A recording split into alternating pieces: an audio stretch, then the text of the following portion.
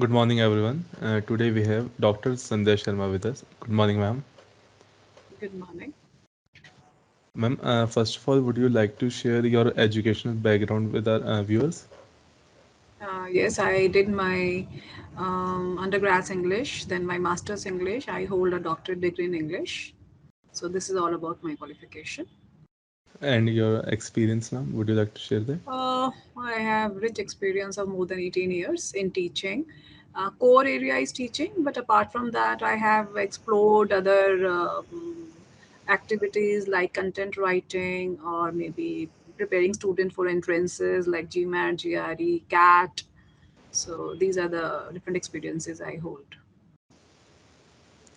Ma'am, are you thinking of pursuing any higher studies like post PhD? Yes, I am thinking of pursuing higher studies like doctorate degree I already possess. So I am thinking of maybe taking up a postdoctoral fellowship or a postdoctoral program. So I am browsing. I'm searching for a good opportunity. So yes, definitely I'm thinking of taking up some advanced program, some higher studies. Ma'am, as you told that you have 18 years of experience. Hmm. So, was this experience along with pursuing your PhD or you completed your No, PhD no, it first? is, it is, yes, it is along with my studies. My job means while I was working, I pursued my doctorate degree. So both went hand in hand. I believe it was easy, if you're working, then you are more organized, you are more disciplined, you can dedicate more time. And when, especially when you're in academia, so academia and something related to academics, your higher degree, that go really well. So I thought that I should continue instead of taking a break and solely focusing. I should go along with my being an academician. I can do both the things parallelly. Yeah. Ma'am, how many years did you take to complete your PhD? It took me 5 years to complete my doctorate. Ma'am, were there any obstacles that you faced to complete your PhD along with your job? Yes, there were many obstacles. Obviously, if I'm working, so I have many official responsibilities. Being a teacher here, I have classes to take. I have academic activities, other departmental work, and a personal life as well, health concerns, and definitely there were many obstacles. But yes, I was determined to do it. So I had made a schedule which I followed dedicatedly throughout my all 5 years. Like if I had decided I will study 1 hour or 2 hour to my for my doctorate, so come what so may, I never deterred from that schedule of mine. So definitely obstacles were there. Ma'am, as you did your PhD in English, were there research work for your projects or Yes, definitely. See, research is all.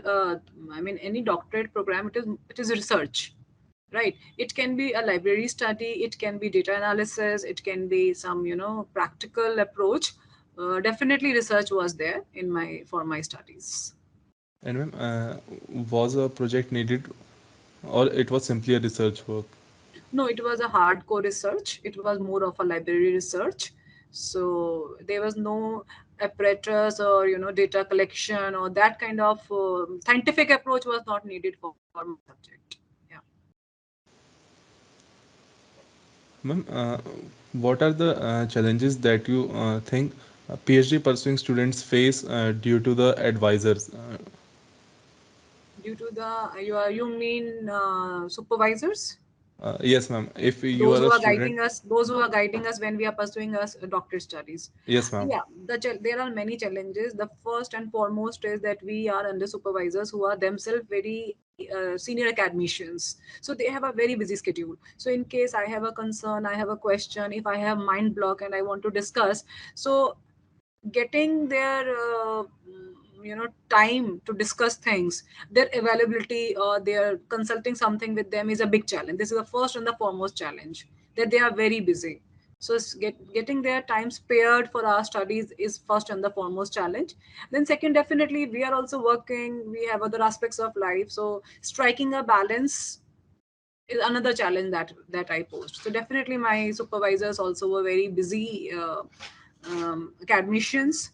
So time management and consultation, discussions, meetings, brainstorming, those things were really difficult during my studies.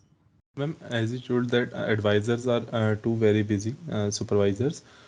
Is it common for PhD students to get ignored by their supervisors in some cases? No, no, I would not say they would ignore. Generally, it is a, I would say it's a two-way process, right? Uh, if advisors or the supervisors, they read the student. If they find the student is very sincere, student is very dedicated, then somewhere psychologically they know, okay, the student is putting efforts. But if somewhere they find that student is also having somewhat a laid back attitude, the supervisors also follow. So if supervisor once develop this approach, then it goes in long run, and then it becomes an obstacle in students completion of the studies. So not, it is not that all the time supervisor, like my supervisor, he is a professor and he was very disciplined, very dedicated. Whenever I called, he was always available. I could always meet him, and he was very supportive. So I would not say that all supervisors are like that. Ma'am, when you decided that you will pursue PhD in English, what was your thought process? Thought process was that I should attain best in my subject. I should be the best in my subject. Okay, a graduate program or a master's program or clearing net, these are some milestones. All right, but perfection comes only when you have the highest degree in the subject. So when, if I am an academician, if I want to remain in the field, if I am guiding many students, then definitely I should be a perfectionist. So that approach I had. So keeping that thing in mind, I opted for my this degree. Ma'am, one question that we ask from every professor or in every field, that in India, everybody knows that a very low amount is paid to PhD pursuing students. So, and American and European countries pay a huge amount, and they also send their PhD pursuing students to foreign countries. Is it worth it to do PhD from India? See, there are many ifs and buts in you answering your this question. All right. For instance, if I'm a working person, I'm drawing a salary which is helpful in supporting my family, and alongside, I'm getting an opportunity, right, to continue my higher studies. So it is not that every university allows this, right? So in India, I get that opportunity. Number one. Number two, obviously the expense of pursuing a doctorate degree in the country, and if you're pursuing a part-time job, you can manage. But if you plan an international doctorate program, you will get stipend or sponsorship. But then there are many other expenses. So your finances need to be really strong if you want to take up. So, and there will not be many option of only that complete PhD. Means you will be allowed only few limited working hours. So that would not suffice for your expenses. So the finances may act as an obstacle. It depends upon the situation. What is the situation? In case you're financially stable, you did not have to earn and support your family, you have good finances, you can opt for international PhD. And in case it is a problem, or you want to do it's a part time, so definitely the country can be a good option for it. Ma'am, you have a huge experience. So, according to you, what are the main obstacles for a professor while teaching the students? As we have also seen COVID, many students were not attending classes, and after that also. So, what is the biggest obstacle? Biggest obstacle is that, as per my experience, students should know the reason a subject is being taught. I think if you can make a student understand it, student will themselves come for the class. For instance, if I am taking up a talk in the class, I am telling them that this person, this speaker, he is expert in the field, and he gives coaching on how to crack the toughest entrances or toughest interviews. So when students know, okay, this 1 hour session, we have an expert who has helped hundreds of millions of people in cracking toughest interviews, students will be very serious about it. Okay, so be it classes, be it a subject or a workshop or a talk, student should be clear, student should be made clear, or student should understand, student should be made to understand that this is the importance. So first the importance has to be incorporated in the minds of students. Once they understand, then they will definitely be part of it, they will be wholeheartedly part of it, not only physically, mentally also they will be present, they will definitely have some learning outcomes. Ma'am, according to you, what are the main requirements for a person to pursue PhD in English? Main requirements definitely a good academic background with good percentage, then the knack for the subject, because you will be studying something for 5 years, and then ultimately you have many committees, research committees who take your interview. There are vivas, there are selection, rejection, revision. So there are many setbacks. So one has to be morally strong. If there is a setback, okay, I will take this setback in a stride. So if a student has maintained and definitely knack for research, one should be part of various workshop while you are preparing for your doctorate degree. Before you go for it, you should write some research paper, you should read some research paper. You will find out that whether you really have interest or you find it boring, or it sparks your interest further.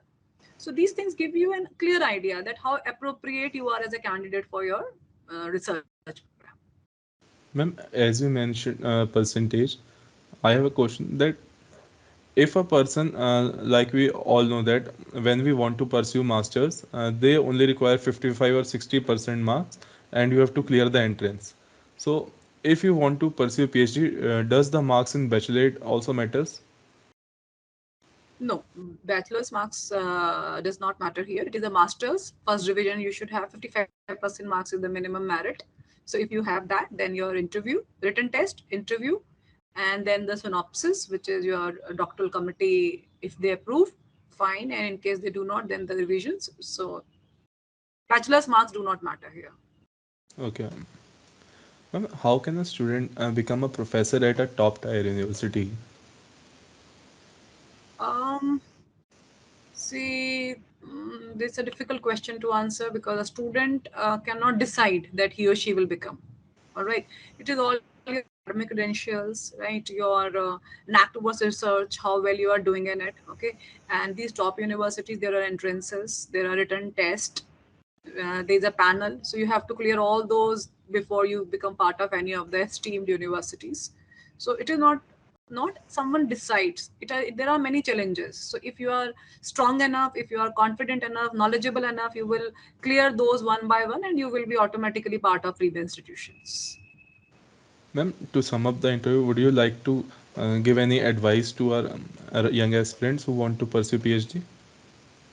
My advice is, do not go as a fancy title. Do not go for this program as a fancy title that it will add doctor in front of your name, or it will be good, to pursue a doctorate. No, it is not like this. You should have strong passion in the subject first and foremost. Take the subject in which you have interest, because that interest will only help you attain the degree. Because many challenges will come in 5 years, like the past 2 years, people have lost lives. There was pandemic, they were locked down. I wonder the students who were pursuing their doctorate during those years. So there was no interaction, no classes, no this your supervisors. So there was nothing, so it was like a dead for 2 years. So if you could maintain yourself even during those challenges or any other challenge, physical, financial, emotional, right, then only you should take and most importantly, the knack for the subject, that you really want to learn it to the fullest. Then only one should take, not for the fancy or just for the heck of it. One should not do it. Yeah, this is my suggestion to all aspiring students. Because then what happens after 1 year, 2 year, 3 year, you lose interest or you get involved in other things and then you dump it. So it is not a justice. You have taken something, take it as a challenge, take it as a resolute that you will complete it successfully, and then only you should go for a doctorate research program. Thank you so much, ma'am. It was very nice talking to you. Same here. I also had a pleasure of interacting with you. Thank you, ma'am.